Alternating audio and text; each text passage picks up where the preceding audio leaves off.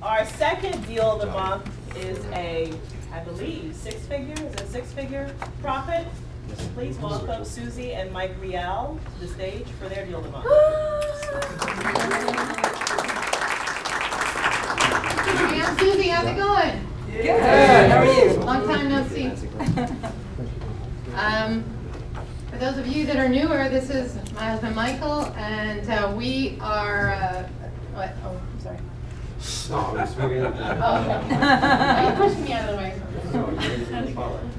And he's going to tell you about the rehab that we just completed and just sold. It was amazing and fabulous. And Mike and his team design and redesign all of the renovations that are done, and he'll explain how the deal went.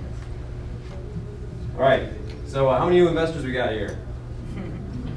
Great, great. So many years ago, we were new. We were sitting in the back of the room, but you know, after learning everything that we needed to learn, we got to the point where we could make a lot of money in this real estate business. Good times, bad times are all good times for investors. So I want to show you a nice case study that we have on a property that we just did. Awesome. All right, so this is a property that we bought in Winter Park. This is the buying side HUD. We bought it for $210,000. One of the things that you always want to do as investors is you want to make sure that you do a lot of research and due diligence when you're doing houses. Sometimes you get little gems or little jackpots in a house that is mislabeled either on the MLS, square footage. There's a lot of ways to squeeze the money out of a deal. This just happened to be one of those. This house was on Lake Sioux in Winter Park. It's a cobblestone part of Winter Park, real nice. What interested me on this property was that when I went to visit the property, the dimensions didn't match the MLS. So when I looked at the MLS, I did some history, I found out that on the MLS, it originally was listed at a much higher square footage. The listing agent that had that listing, for whatever reason, left. They had a new listing agent that I guess was too lazy to investigate the property. They went through the county records, and then they put the original county records square footage. So it was a 3,000 some odd square foot house that they listed for 1,900 square feet. So when we saw that, like bling, right? So 210,000 is a lot of money for a piece of junk. 3,000 square or 1,900 square foot house in Winter Park. But when you do it 3,000 square feet, whole different story. So this is the house. That's what it looked like before. If you ever drive down Lake Sioux, that's what it looks like. Or it looked like ugly. Ugly. It looked like a brothel with the little awnings and stuff all the way around. Very dark. Trees all over it. But you know, as soon as I saw this house, my eyes just went bling. I mean, this is like exciting, you know, because when you walk in, that's what it looks like now. Did you go back one? Just go back again.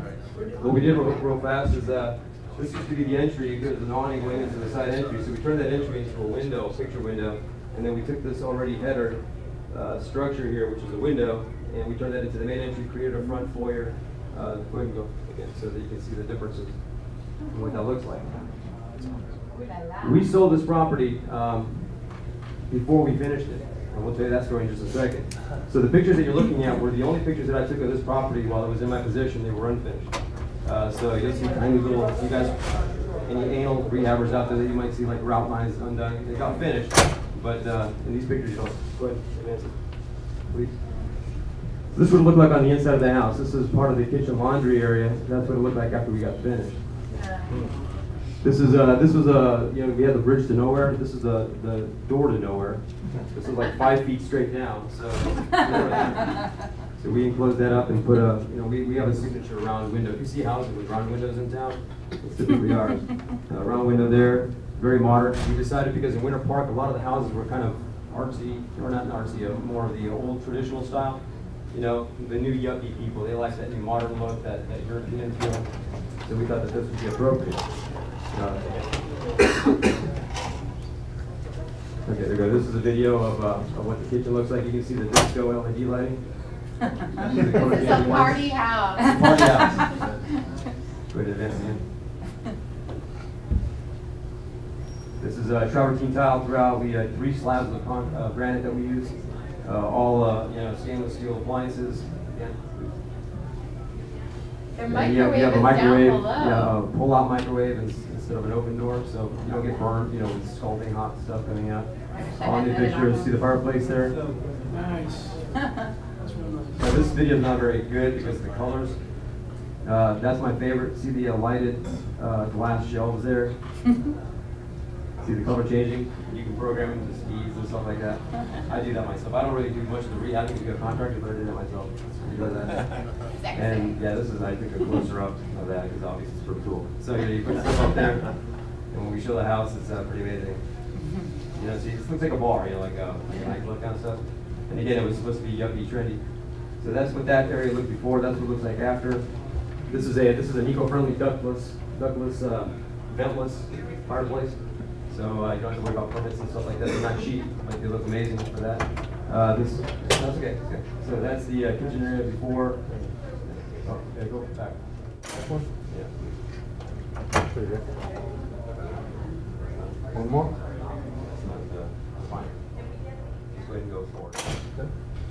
Yeah, so there's another view. You see that wall right there. There's reasons why we did certain things. Again, it was a modern layout. This is just big open cabinets, some units.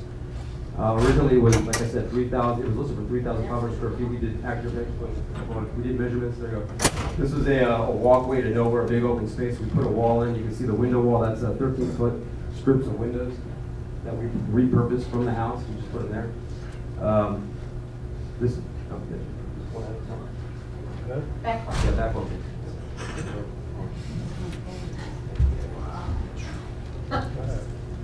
All right, so here you can see on the left, you can see the old, bathroom. And then this is the area after we gutted it out. You can see the new shower with the new double vanities, the European double vanities. If you look behind the vanities, you'll see that that's where the shower is. When you walk into the house, there's a 12-foot wide shower and double vanities separated by glass. It's pretty cool, and if you look at the... You could put 12 people in this shower. Yeah, and we actually put a bunch of little girls in the shower when they were... Our girls. They're little girls. Our girls. Keep it clean. Yeah. Now again, the left picture isn't finished. You can still see there's no top there on the faucet side for the tub, but it's like 95%. And you can see on the right-hand side, it's mirror, from floor to ceiling mirror, and then all of the fixtures were coming out of the mirror with reflective high chrome European faucets and stuff. It was sick.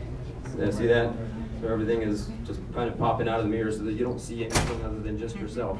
So if you like to look at yourself, this is an awesome house.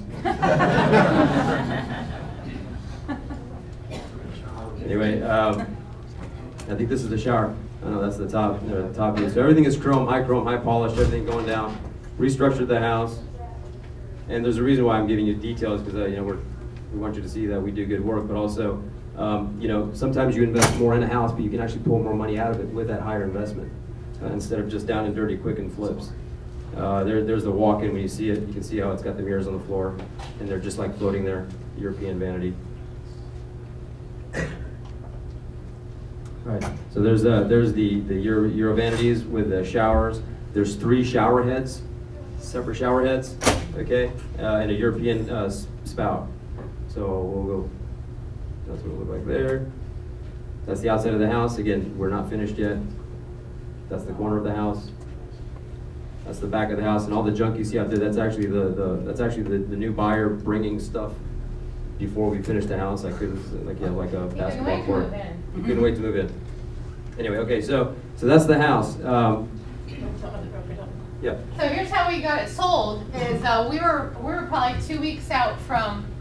Sorry, we were about 2 weeks out from really buttoning up every little thing and making it perfect. And he and I were squabbling about what to list it for. So we were going to list it, and he was thinking $650. I was thinking $550. I thought he was crazy. He thought I was cheap.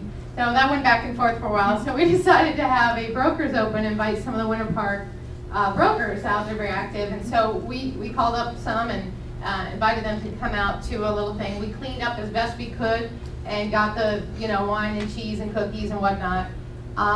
In the afternoon, I stuck one sign in the front yard. One sign in the front yard that just said open and an arrow that I wrote on a banded sign. We didn't have any brokers come much, except towards the end. We had 2 brokers come in. But 7 minutes after I put out the sign, this gentleman knocks on the door with his 2 young sons and says, "Can we come in? We're looking for a house. We'd like to see your house." And I didn't even know anything about the house because I can find him, but he makes it gorgeous with his team. And so I didn't even know how to give the tour of that. So this guy comes in, I hand him to Mike, Mike takes around, shows him all the sexy stuff you just saw, and I guess they have a little discussion about money. He comes back, the gentleman comes back to me and he Well, goes, he made me an offer, and then I said, go talk to her, so, because she's the realty side of it. and he says, I'd like to buy this house. I'm like, okay. About 10 minutes into a non-open house. He says, I'd like to buy this house. I'd like to give you a deposit check right now, and I'd like to write up a contract for $600,000. And we were expecting 650, maybe, grovel down to 625, but he said 6. I'm like, yeah, sure. Now, we bought it for $210. We spent $140, Okay. and he'll tell you that.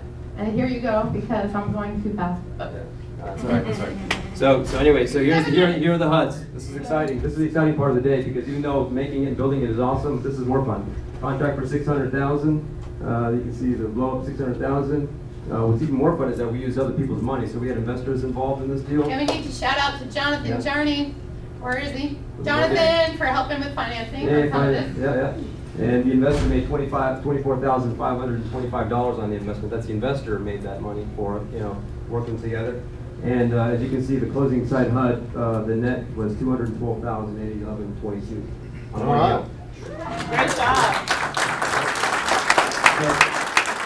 Needless to say, we all went out and partied with our investors, and that's the picture of us there. But of course, you can't see who the investors are, right? That's the investors, Oh, right? yeah, that's That's our family, but That's our top secret. it was supposed to be 14 weeks, turned into 7 months because of delays, cities, and stuff like that. But when you have that type of a check, The neighbor next door was a jerk. Yeah. Kept calling the camp. Nothing. Anyway, it was a lot of fun. This is a great deal. Thank you guys so much. Thank you.